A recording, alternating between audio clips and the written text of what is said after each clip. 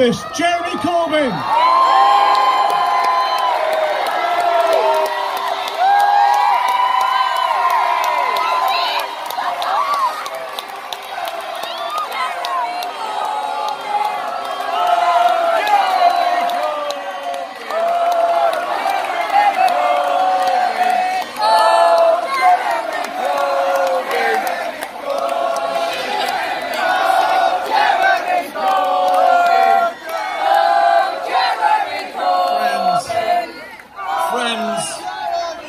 Friends, to love, to be loved, to never forget your own insignificance, to never get used to the unspeakable violence and the vulgar disparity of life around you, to seek joy in the saddest places, to pursue beauty to its lair, to never simplify what is complicated or complicate what is simple, to respect strength, never power. Above all, to watch, to try and understand, to never look away and never, never to forget. Wise words from the great writer Arundhati Roy, who is an inspiration to so many of us. Thank you, everyone, for being here today. Thank you for the massive contribution you're all making to this event.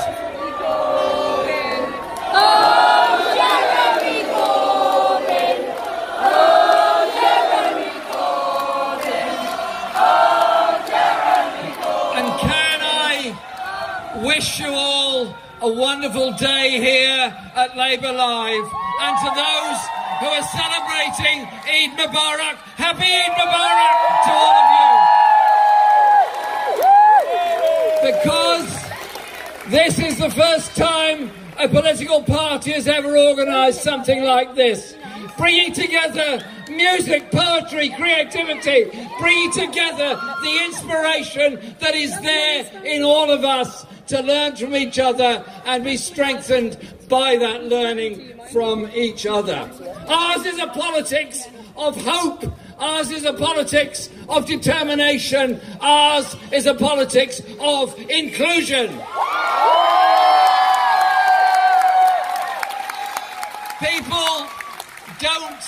People don't lead their life in boxes. They lead their lives in many different and diverse ways. And what we're about is inspiring a movement of people that will recognise so much could be so much better in this country by bringing people together, not passing by on the other side. I don't want to live in a society that walks by on the other side and ignores the rough sleeper and those destined to a life of misery and early death on the cold streets of this country. And I tell you what, you go and talk to somebody who is sleeping rough at night. Ask them about their life. Ask them what happened to them in their life. Ask them what they want in their life. And you know what? They want to make that contribution. They've, yes, had problems and had hardship and had difficulties, but they want to make that contribution. There is wisdom there in those who are rough sleeping, just as much as there's wisdom in universities and colleges all around.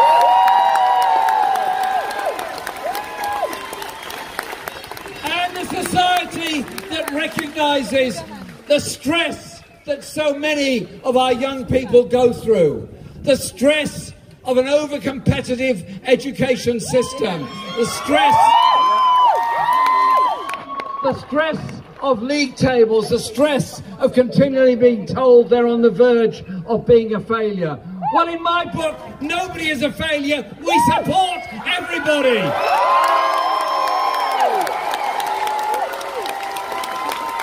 Because the genius that is there amongst people must be unleashed, and that creativity must be made there for the benefit of all of us.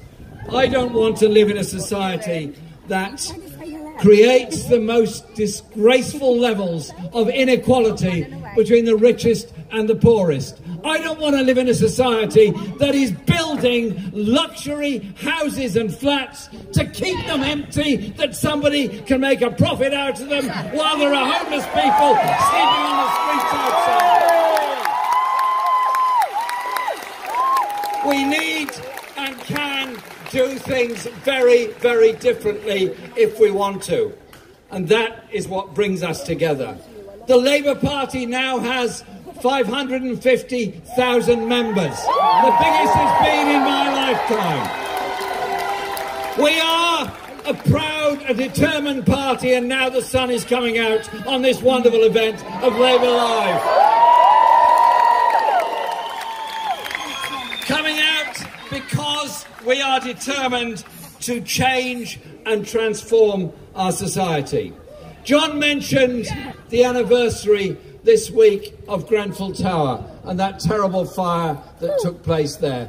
Wholly avoidable, wholly preventable in the richest borough in Britain, with the poorest people in the richest borough in Britain.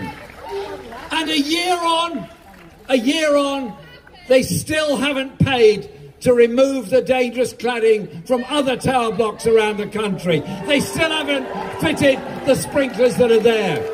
I tell you what, we are absolutely determined that we will go into government to build those council houses that are needed.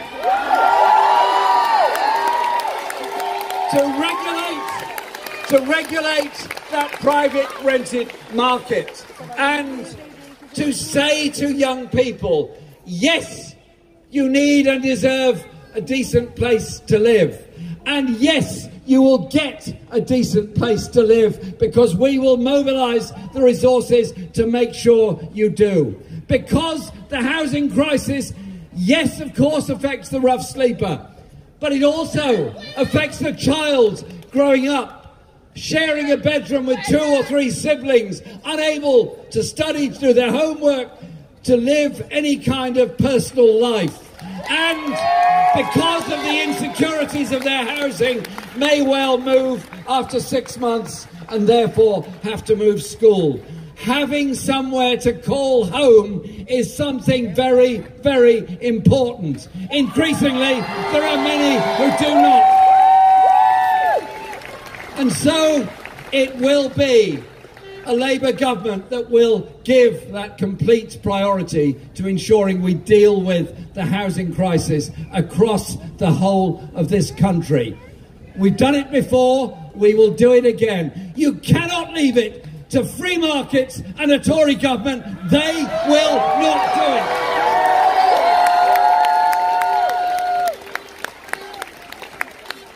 it. This year is the 70th anniversary of the greatest achievement of the Labour Party, the founding of our National Health Service.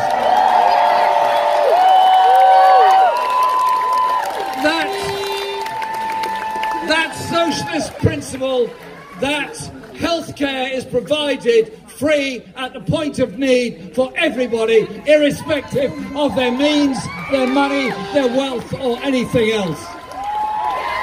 But a health service that is a vehicle for privatisation, a vehicle for contracting and profits to be made out of the NHS is not acceptable, is not what Nye Bevan envisaged, is not what we will allow as a Labour government. Absolutely. But we will also ensure that it's a health service that recognises the grotesque inequalities in this country. In one part of this borough of Haringey, there's a very good life expectancy. Not far over that way in Tottenham, it's a much lower life expectancy. You could say the same in Birmingham, the same in Newcastle, the same in Manchester, the same in Glasgow. We need to improve our health service and the health of our communities through cleaner air, through better housing, through less stress in society, which leads us to the mental health crisis we're in. And that mental health crisis is a crisis, partly medical, of course, but it's also brought about by the stress in society. The stress of not knowing if your job will be there next week, not knowing if you can afford to eat properly this week, not knowing if you've got a voucher for a food bank. And a quarter of our population at some point in their life will have some kind of mental health crisis. Sadly, too many young people, particularly young men, take their own lives in desperation and in isolation. So we invest in mental health, of course, but we also change the way we live and the way we run our society. Because it is about how we look after and care for each other. Again, leaving it to markets won't do it, won't cut it. I'm proud that we have many people doing very well and achieving a great deal in our education service. I'm proud of the work and the stress that teachers suffer to achieve what they do in our education system. But I want to see it changed. I want to see it changed a lot. I want to see every 2-year-old getting the chance to go to preschool, nursery facilities free for 30 hours a week up to the age of 4. I want to see every nursery and primary school child getting a free school meal every day. Hungry children don't learn. But I also want to ensure that those going through school are able to develop themselves, and we appreciate the different skill levels and different ideas we've all got. But above all, not have a system that stifles the imagination and creativity out of our children. And so we will have an arts fund that will ensure every child in every school can learn a musical instrument and develop their creativity and their artistic endeavour. And the decision we made in the general election campaign was that we were prepared and will raise corporation tax up to 26 pence in the pound in order to pay for free college and university education for all. And the legacy of the next Labour government will be a national education service that takes the commodity out of education and puts the right to have an education into the hands of the entire community.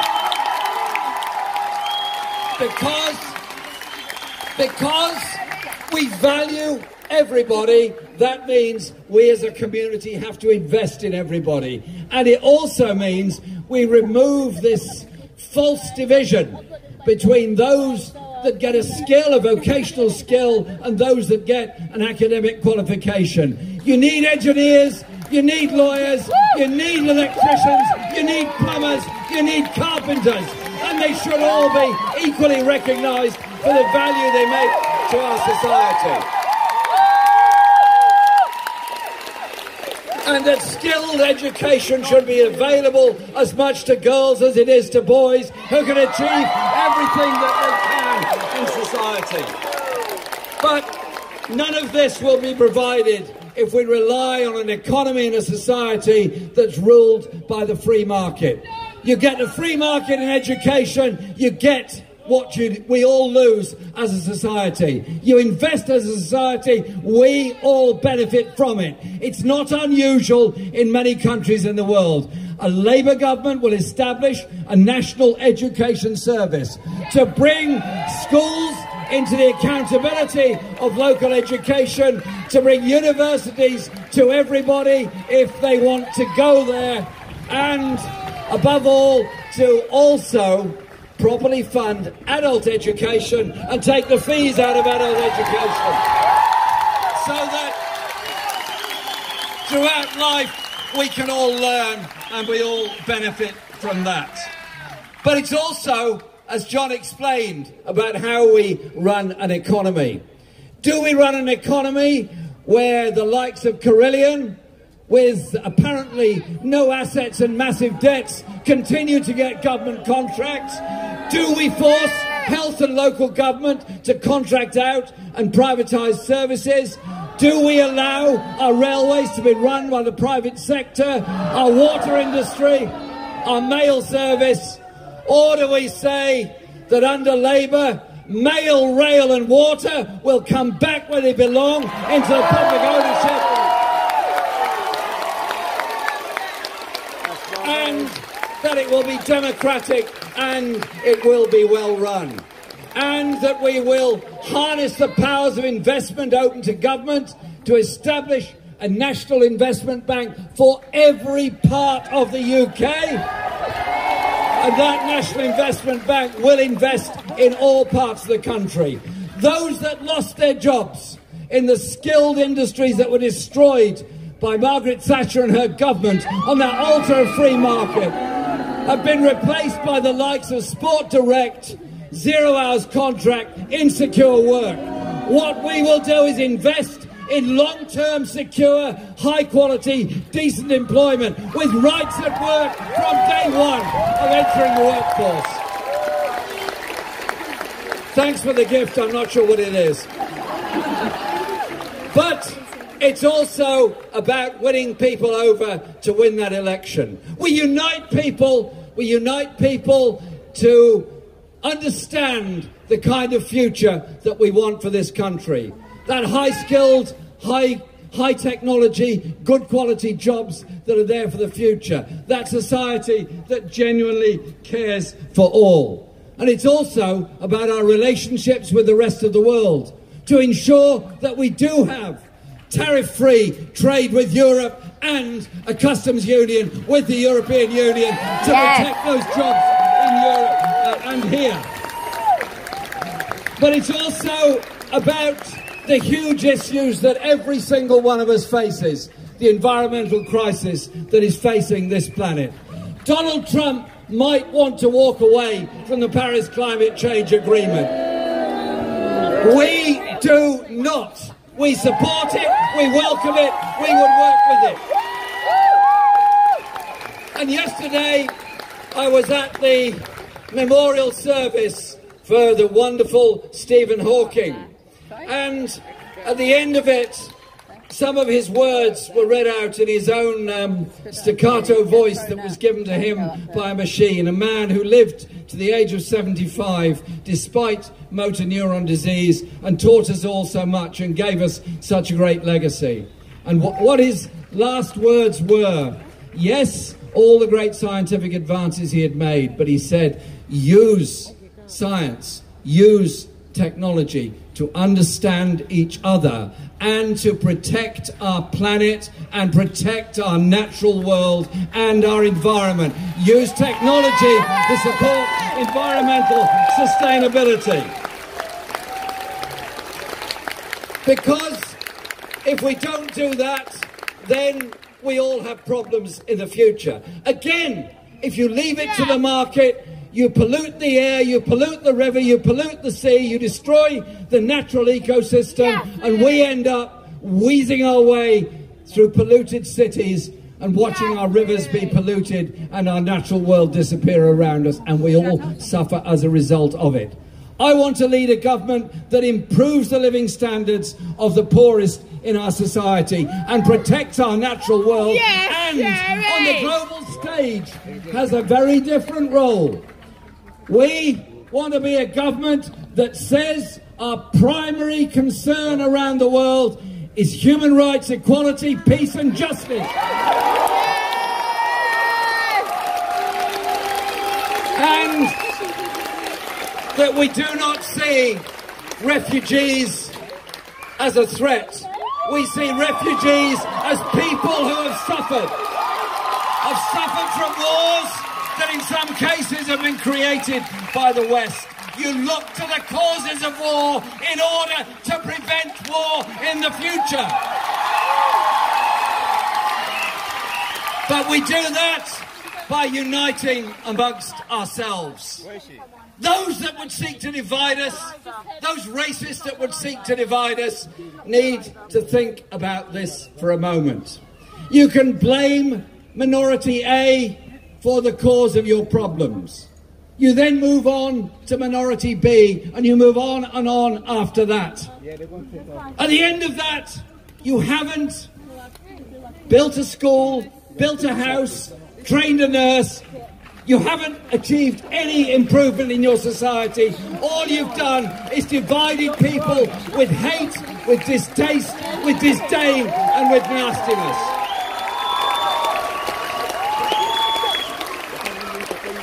On St George's Day 1977, the National Front, the fascists of their day, tried to march up Wood Green High Road to go on and hold a rally somewhere else.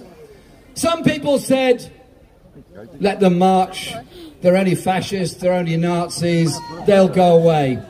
Some of us, all those years ago, said no, we are not prepared to allow our multicultural society to be divided by these people. We will stand as a community in unity against them.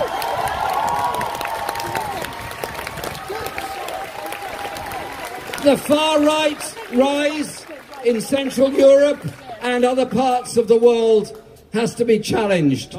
Challenged by recognising we are different, we are diverse, we have different backgrounds, we come from different countries, we have different faiths, but our differences bring us together and make us stronger. We learn from each other, we learn from each other's achievements, we mourn each other's defeats and problems. But together we're a very strong society. Never, ever allow any racist to divide us. We will never tolerate it. We will never allow it. Because we want to live in a world, where there is decency and above all, there is hope. I'm inspired by those that founded our movement, those people in desperate and dark times formed trade unions, formed political parties, stood up for the rights of others, and said that inequality is wrong. It is not the natural order of things for the rich to live in their splendid seclusion while the rest live in poverty. It is about sharing. It is about an economy that shares. It is about a society that shares. And if we learn from that history, we know just how strong we are. We went through an election campaign a year ago when we were written off at the beginning, and at the end we had the biggest swing to Labour since 1945. My only sadness is that we didn't quite win that election. But I look in the House of Commons across the aisle at a party of the rich, by the rich and for the rich, funded by the rich. And I see a party over there that's divided, that's incapable of negotiating and incapable of governing. I see a party that offers nothing to solve to bring about the necessary solutions to people's problems in our society. And I simply say to them this: you crept back into office a year ago. You started bugging money around in order to stay in office. For goodness sake, give up, move on, move over, and let the people take over.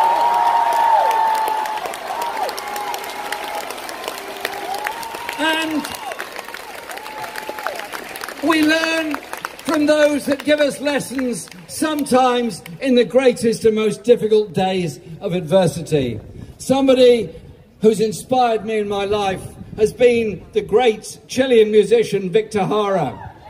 And after the military coup took place in Chile in 1973, he was taken to the stadium in Santiago with his guitar, which he'd done so much to inspire people.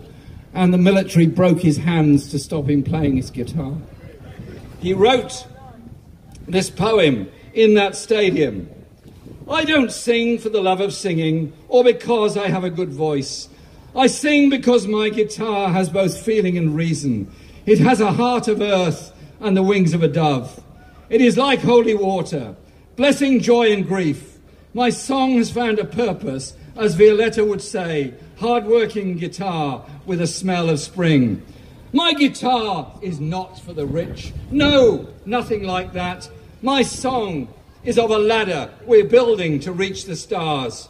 For For a song has meaning when it beats in the veins of someone who will die singing, truthfully singing their songs.